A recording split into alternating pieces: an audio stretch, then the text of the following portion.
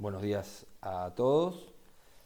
La presente presentación se corresponde a la práctica TP13 de durabilidad, correspondiente a la cátedra Materiales 2, Plan Nuevo, Materiales 3, Plan Viejo, de la Facultad de Ingeniería de la Universidad Nacional de La Plata.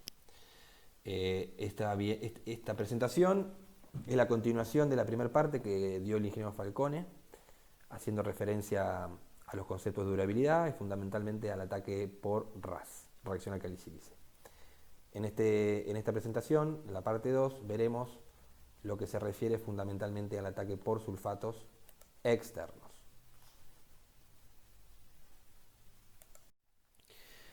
Bueno, como ya Darío estuvo explicando, la durabilidad del hormigón es muy importante una vez que el hormigón se encuentra en servicio.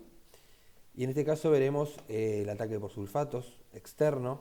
No hablaremos de los que se producen por una contaminación interna sulfato, sino aquellos casos donde los iones sulfatos, sodio, magnesio, penetran al hormigón a través de la red de poros por los mecanismos de transporte y va afectando, a medida que penetran estos sulfatos, van afectando en función de varios fenómenos, va a afectar la durabilidad del hormigón.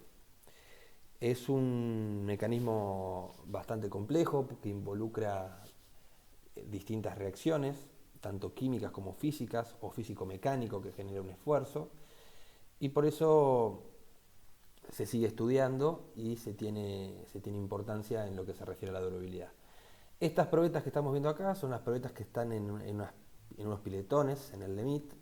Estas probetas de hormigón tienen más de 30 años sumergidas en sulfato y lo que se está buscando aquí es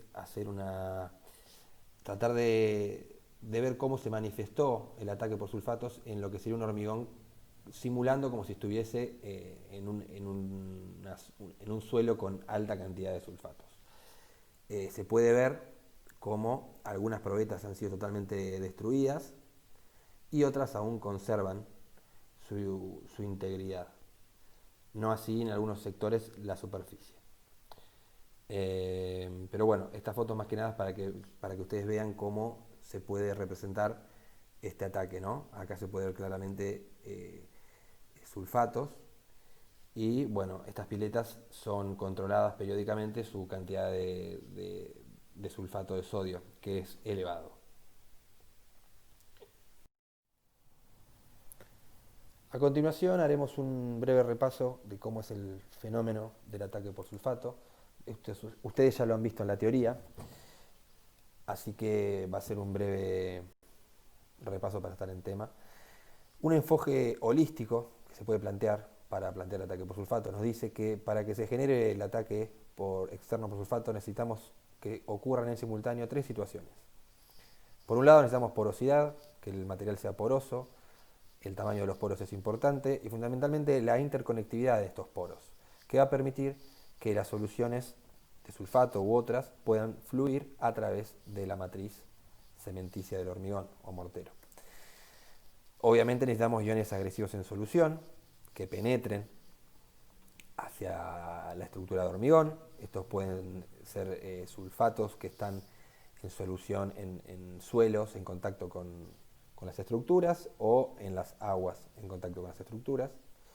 Y necesitamos un material cementante, que son los compuestos inestables en presencia de sulfatos, estos son los compuestos que se forman durante la hidratación del cemento Portland, que forman los materiales resistentes como el silicato de calcio hidratado y otros productos de hidratación que son la portlandita o hidróxido de calcio y las fases alumínicas, que las fases AFM, que puede ser el monosulfo aluminato de calcio o el monocarbo aluminato de calcio.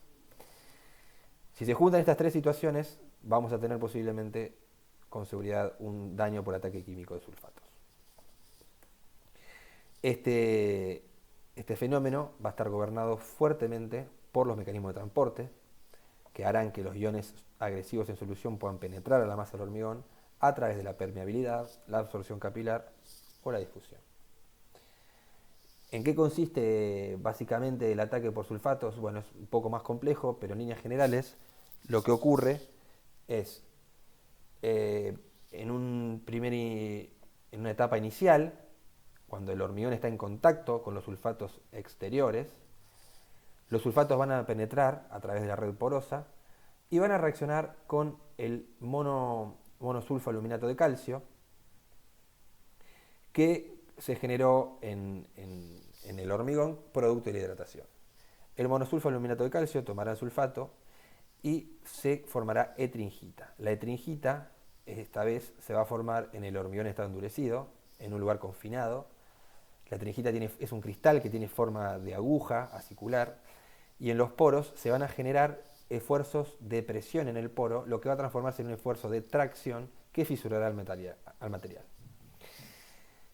Esto facilitará el ingreso continuo de más iones sulfatos. Si continúan entrando en una siguiente etapa y ya se ha consumido todo el monosulfoaluminato de calcio, ahora los iones sulfatos querrán reaccionar con algo que los estabilice y van a reaccionar con el hidróxido de calcio o porlandita para formar yeso. Que el yeso van a ser cristales que se van a depositar en las fisuras y también produce el yeso un debilitamiento de la estructura del hormigón. Si continúa entrando desde afuera hacia adentro los sulfatos a la red, ahora, habiéndose agotado el hidróxido de calcio, se va a producir la descalcificación del silicato de calcio hidratado, lo que hará que se forme, que se rompan los enlaces que da resistencia al hormigón y básicamente la pasta sufrirá un daño permanente y perderá masa y resistencia. Hay otro fenómeno que se le dice también que es la formación final del ataque por sulfatos, que se le llama la formación de taumacita, que para que ocurra se necesitan ciertas condiciones que la favorecen, como son la temperatura baja, se necesita presencia de iones de carbonato para que se produzca, que pueden venir de un agregado que posea este material, y elevada humedad. Estos fenómenos favorecen a la formación de la taumacita.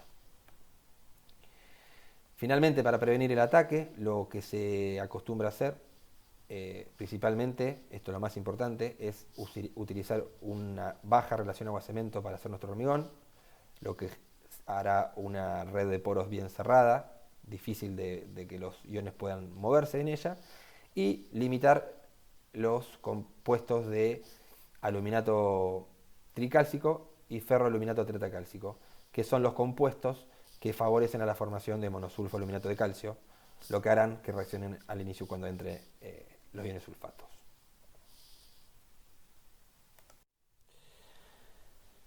En la presente tabla tenemos los requerimientos que necesitamos cumplir para que un cemento sea altamente resistente a los sulfatos o moderadamente resistente a los sulfatos. Esto es igual según la norma IRAM 50001, que es la norma que nosotros tenemos que usar en nuestro país, en Argentina. Y esta tabla es justamente la que se refiere a la última versión de la norma 50001, que salió a fines del año pasado, y es por eso que algunos aspectos que yo voy a presentar aquí no corresponden con lo que está en la guía de trabajos prácticos, ya que bueno, la misma fue elaborada, es muy novedoso estos cambios y no lo pudimos cambiar aún en la guía de trabajos prácticos. Pero bueno, fundamentalmente, primero, lo primero que nos dice la norma 50001 es que tenemos que cumplir los requisitos para el clinker. ¿Cuáles son estos requisitos?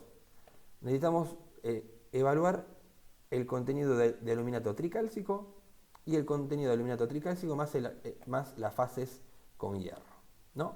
Entonces, como primer cuestión, vamos a estudiar los requisitos que debe cumplir el clinker. Esto es lo que acabo de decir, el contenido de aluminato tricálcico y la suma de aluminato tricálcico y las fases de hierro. Y también tenemos unos requisitos especiales que los veremos luego. Pero bueno, como primera cuestión, debemos cumplir estos requisitos. Para el CPN, CPF, CPP, cemento puzolánico con menos de 25% y un cemento con escoria, El máximo contenido de aluminato tricálcico, luego de hacer un ensayo químico y aplicando la fórmula de Boe, máximo debe ser 5% para que sea altamente resistente a los sulfatos. Y la suma de el aluminato tricálcico y las fases de hierro deben ser como máximo 22%. Para los cementos con una puzzolana mayor al 25% y los cementos de alto horno, los límites deben ser para el contenido de aluminato tricálcico un máximo del 8% y la suma de la fase del aluminato tricálcico más las ferrosas, la suma debe ser un máximo del 25%. Respecto a los de escoria de alto horno con más del 50% y el CPC, no da limitaciones del contenido de aluminato tricálcico del clinker, pero da otros requerimientos que veremos luego en requerimiento especial. Por otro lado, para que un cemento sea moderadamente resistente a sulfatos, el CPN, CPC, CPF, el CP, el alto horno o el CPP, nos dice que el contenido de aluminato tricálcico tiene que ser como máximo un 8%. Es decir, que si estos cementos, su composición potencial del aluminato tricálcico es menor al 8%, va a ser un cemento moderadamente resistente a los sulfatos.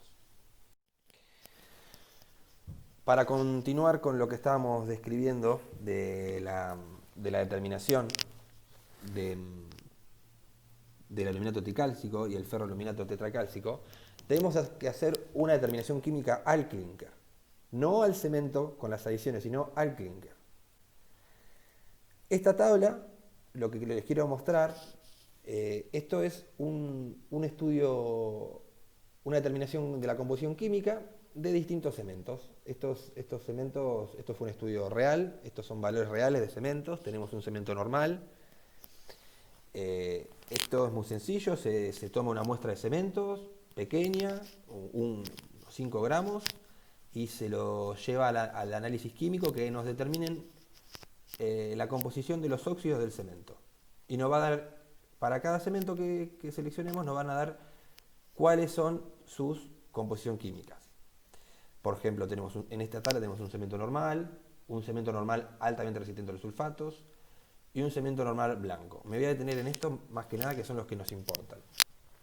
Entonces, como pueden ver, en el cemento ARS tenemos estos valores de aluminato y de hierro, que es lo que nos de óxido de aluminio, y óxido de hierro. Con estos vamos a determinar la composición potencial de los compuestos con las fórmulas de Boe. Entonces, la determinación del aluminato tricálcico y el ferroaluminato tetracálcico se determina con las fórmulas de Boe, que están aquí, y nos dice que si la relación entre óxido de aluminio y óxido de hierro es mayor o igual a 0,64, aplicamos esta fórmula para determinar el aluminato tricálcico y el ferroaluminato tetracálcico. Ahora, si la relación óxido de aluminio sobre óxido de hierro da menos 0,64, no tendremos fases de aluminato tricálcico, pero tendremos otra fase de hierro y se deben usar estas fórmulas. Entonces, voy a hacer como ejemplo cómo se aplican las fórmulas de Boe.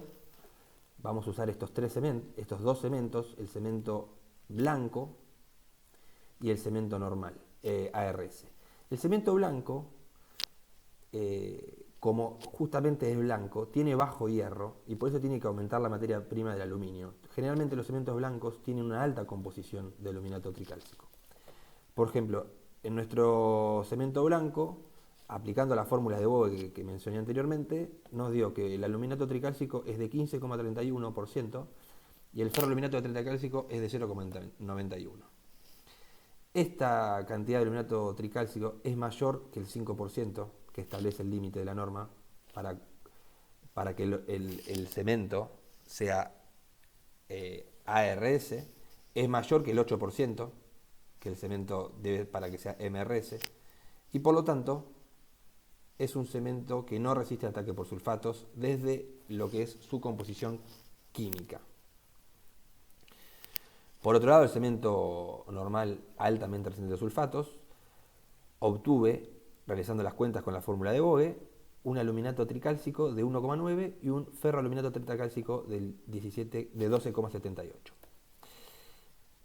Estos resultados cumplen con el 5% que debe ser menor del aluminato tricálcico y es menor al 22% que debe cumplir la suma del aluminato tricálcico y del ferroaluminato tetracálcico. Por lo tanto, se puede considerar como un cemento ARS, altamente resistente a los sulfatos.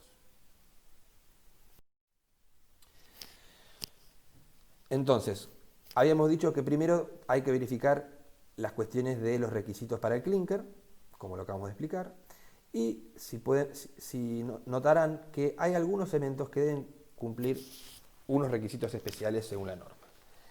Por ejemplo, el cemento filerizado dice que la cantidad de filler más los componentes minoritarios no debe superar el 12%. Esto es por una cuestión de porosidad. Cuando pasamos el 12%, los cementos con filler, con más del 12% de filler y minoritarios, tendrán una red con mayor porosidad. Y esto hará que los sulfatos penetren más fácil a la red porosa y el ataque sea mayor. Por eso se limita.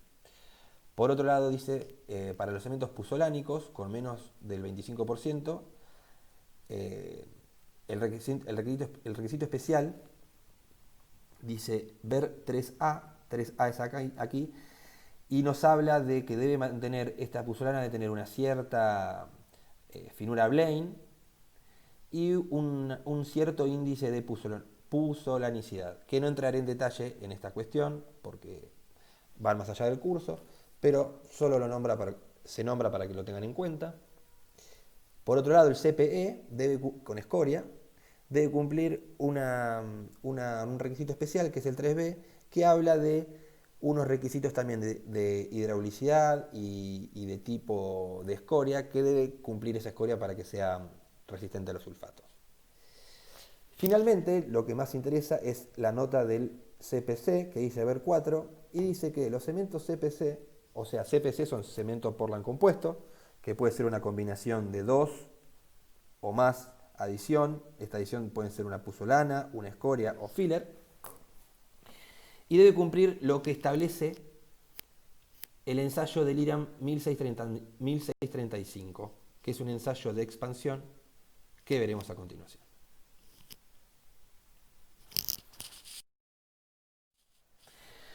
Entonces, hay varios ensayos para medir expansión, hay varios ensayos para medir ataque por sulfatos.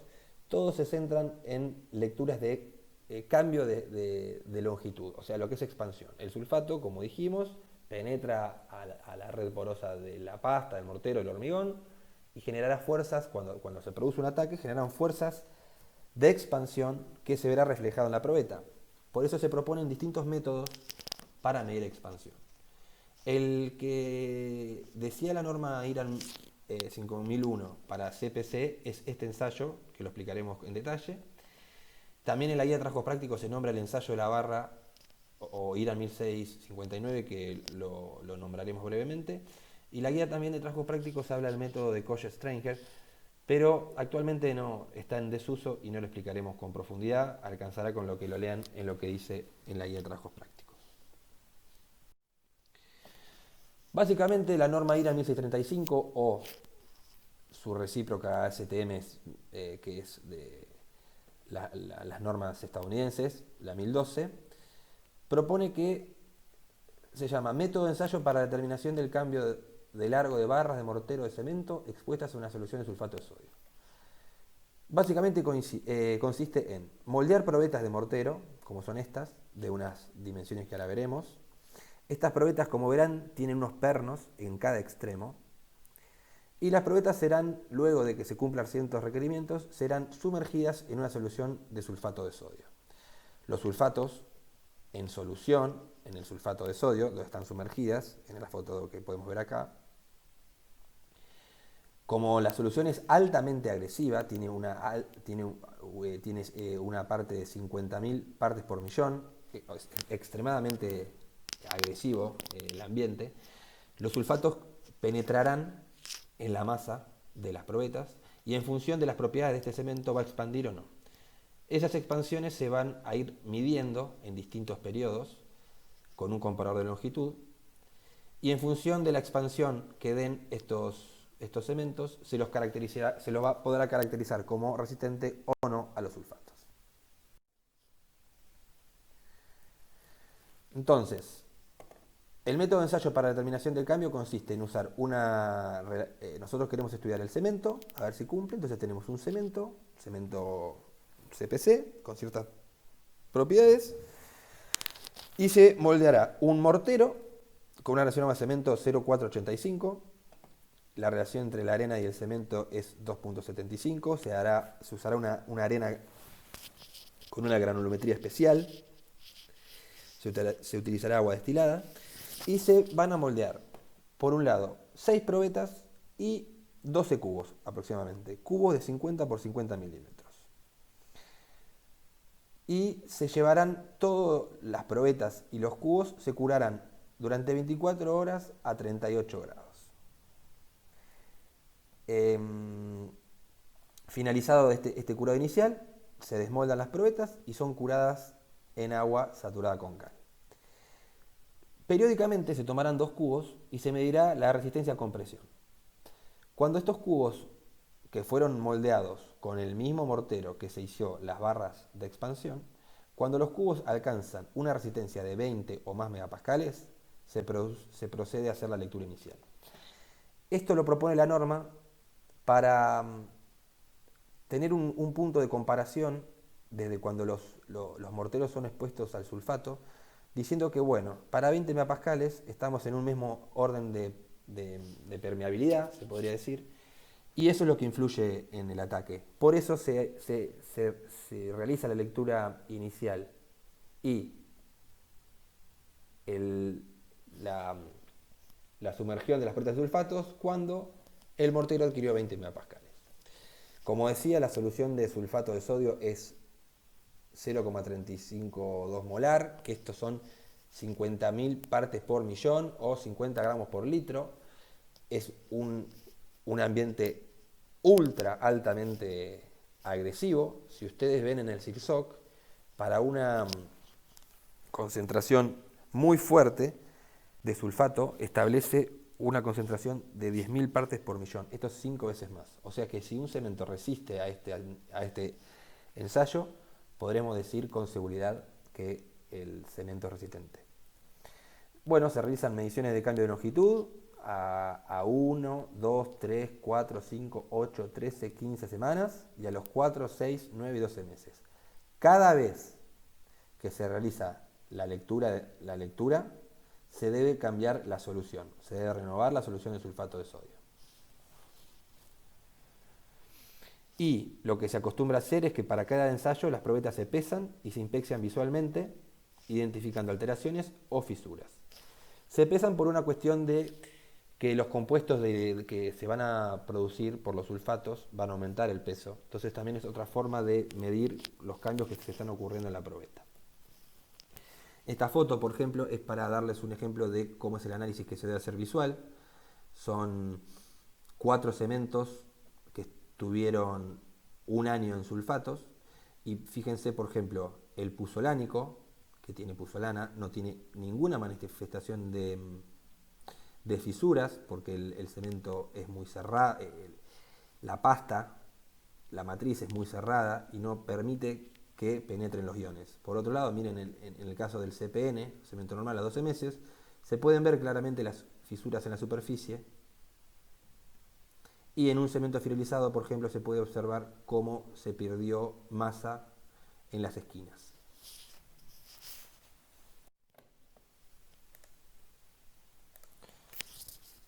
Finalizado el ensayo que acabamos de explicar, para categorizar un cemento CPC, ARS, según lo que dice la norma IRAM la 50.001, dice los cementos CPC deben mostrar su capacidad como altamente resistente a sulfatos mediante el ensayo 1035 y la expansión debe ser menor o igual al 0,05 a los 6 meses y menor o igual al 0,2 1% a los 12 meses. Entonces, si los cementos cumplen estos límites, el CPC podrá considerarse como ARS.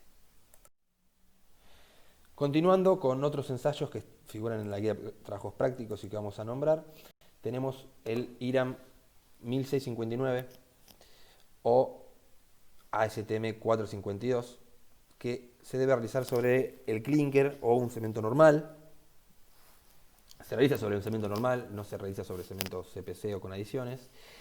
Y lo que consiste es en medir expansión de barras de mortero, como describimos anteriormente, pero en este caso el sulfato lo introduciremos en el cemento, lo mezclaremos con el cemento cuando está en estado fresco, o sea, será parte de sus componentes. Necesitaremos determinar la cantidad de yeso que tiene este cemento y adicionar una cantidad de yeso hasta que el total de yeso en el cemento sea del 7%. En este caso, como decimos, el sulfato estará dentro de la probeta y se curará en un recipiente con agua destilada. Se moldean probetas, las mismas que para la que mencionamos en el ensayo anterior. Se dejan 24 horas en cámara húmeda, se realiza la lectura inicial y se curan en agua destilada durante 14 días a 21 grados. Si a la edad de 14 días la expansión es menor a 0,04, se puede considerar que este cemento es apto para estar expuesto frente a los sulfatos.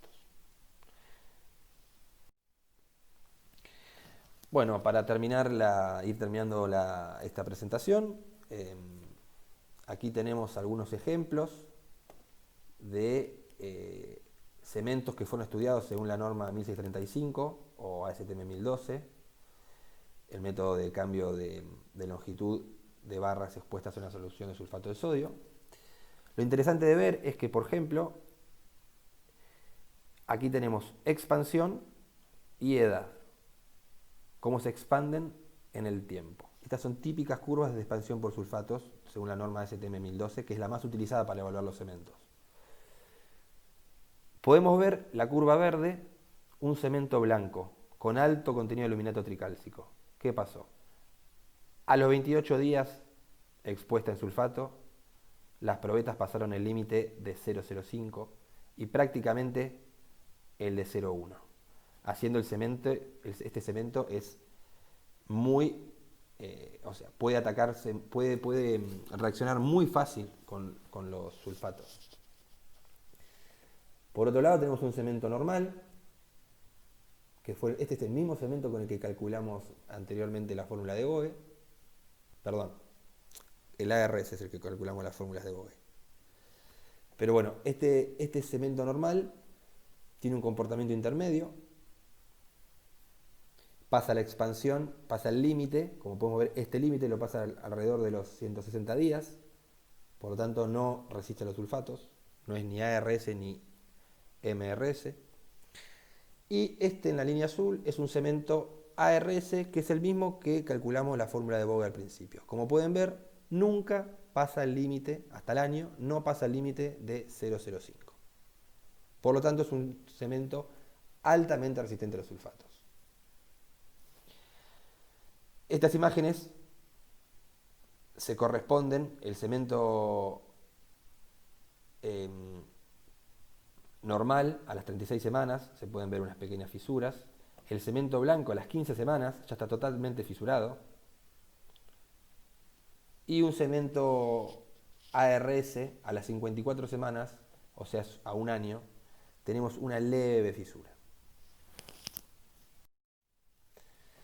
Finalmente, estas curvas representan también la norma 1635, tenemos expansión versus días, y esto es un cemento normal, y al cemento normal se le adicionó un 10% de filler, un 20% de filler y un 30% de filler. Lo que se puede ver aquí, que a medida que aumenta el contenido de filler, la reacción supera el límite permitido antes, con anterioridad. Es decir, al inicio, hasta los 28 días, prácticamente todas son muy similares, pero a partir de esta edad, cuanto más filler tengo, me aumenta la expansión. Esto es porque, como habíamos mencionado, cuando superamos más del 10% de filler se dice habitualmente que aumenta en gran medida la porosidad de la matriz. Y como estamos hablando de sulfatos, que es un mecanismo de migración de movimiento de los iones dentro de la matriz del mortero u hormigón, cuanto más poroso, más vamos a penetrar y mayor será la expansión. Y esta es una fotografía para que ustedes tengan una idea de que realmente puede ser muy agresivo el ataque. Fíjense, esto tiene un 10% a los 10 meses y a los 12. Las probetas tienen un ataque extremo y fíjense lo que es 30% de filler a los 12 meses. Ya las probetas ya no son más probetas, sino que es una masa de mortero disgregada. Bueno, esto ha sido básicamente la clase práctica 2 de durabilidad. Espero que les sirva estas explicaciones, que lo hayan entendido. Y saben que cualquier consulta o comentarios me pueden escribir y se podrán ver estos temas con mayor profundidad o ya saben, siempre estamos a su disposición para las preguntas. Bueno, serán subidos a la página la guía de trabajos prácticos y con esta filmina, con la guía de TP y con la bibliografía se podrá realizar la actividad. Muchas gracias por su atención.